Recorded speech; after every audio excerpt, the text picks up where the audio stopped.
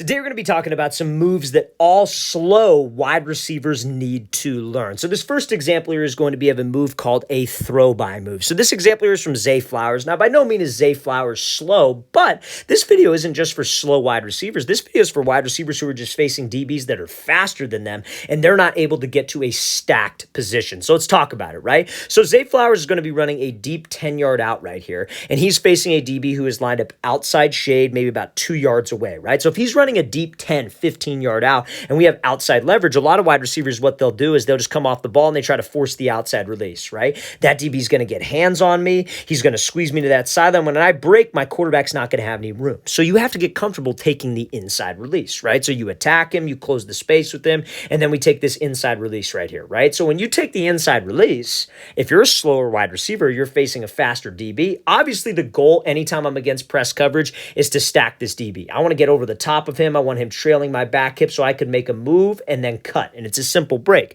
But as a slower guy or facing a faster DB, he's probably not going to let us do that. His recovery speed is probably going to be on point, and he is going to be running hip to hip with me downfield. So if I have to run a route like an out route, like a corner route, or maybe even in some cases like a comeback route, and I have a DB who's right here on my hip, I got to use this throw-by technique, right? So this throw-by technique is where you're going to put the brakes on with your hips, right? So you sit on down. I tell my wide receivers, whenever you're dropping into a break like this, you want to be violent with your hips. You want to shoot your hips down as quickly as you can. Pretend you have a string attached to your chin and somebody is pulling that string straight down to your knee. So when you sit down like that at that 90-degree angle, that helps us decelerate. Now, as you put the brakes on and as you sit down, you want to take your inside hand, like you see here from Zay Flowers, or not inside hand, in this case it's his outside hand closest to the DB, and you want to put it on the back of his shoulder, back of his hip, and you want to use his leverage and shove him by, or just swat him by. It doesn't need to be this super over-exaggerated move to slip under him and get out of this route, because look now at the amount of space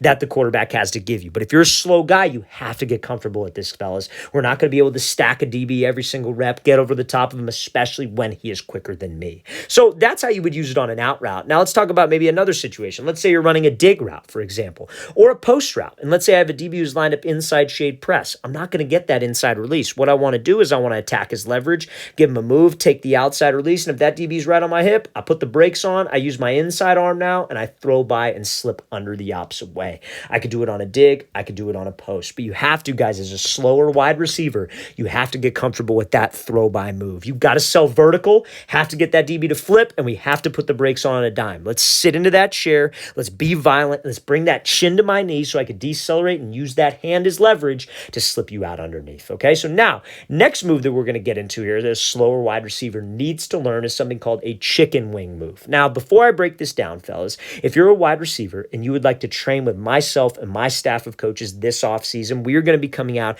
to 9 more states across the country for 2-day-long QB and wide receiver training camps. We already went to 1, 2, 3, 4, 5, 6, 7 states. We are in Chicago, Illinois right now, and all of those camps are completely sold out. Our Buffalo camp, Atlanta, Houston, and Philadelphia camps are sold out, but we do have available spots in our Detroit, Boise, and Los Angeles camps. So guys, if you're local to one of these 3 cities and you would like to train with myself and my staff, again, guys, these spots will fill up probably within the next 2 weeks. So check out that very first link in the description below before those spots are gone. We have a wait list option for everybody for our camps in Buffalo through Philadelphia. We have a wait list, so if you'd like to join the wait list, feel free to contact us. But guys, sign up for these 3 camps, available spots. Again, very first link in that description below. Let's get back to this video. So now, what was I talking about? The chicken wing method, right? So what is that? So this is a perfect example of a chicken wing method here from Stefon Diggs, and this is a way for slower wide receivers to push off without actually pushing off. So you would want to use this move when you have inside shade press and you have to run an outside breaking route like an out route or a corner route. You can't use it on a comeback or a curl.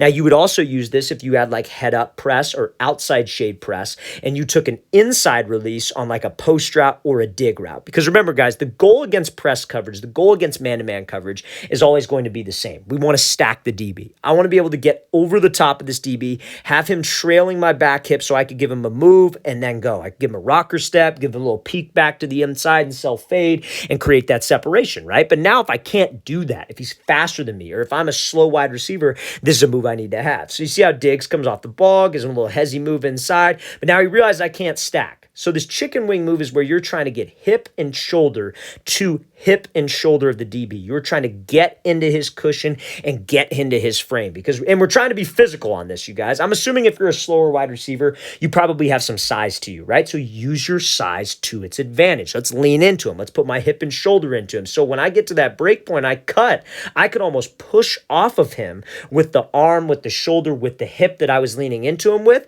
get a little bit of extra separation, and now I got some space to the sideline. Now, I also want to do this, though, you guys, simply because it will make it a more quarterback-friendly throw. It'll give my quarterback more room to lead me, especially on an outside breaking route. Because what Diggs could easily do is give a move and then just run away from this guy and go all the way up to 10 and break it off. But you're cutting down the field space.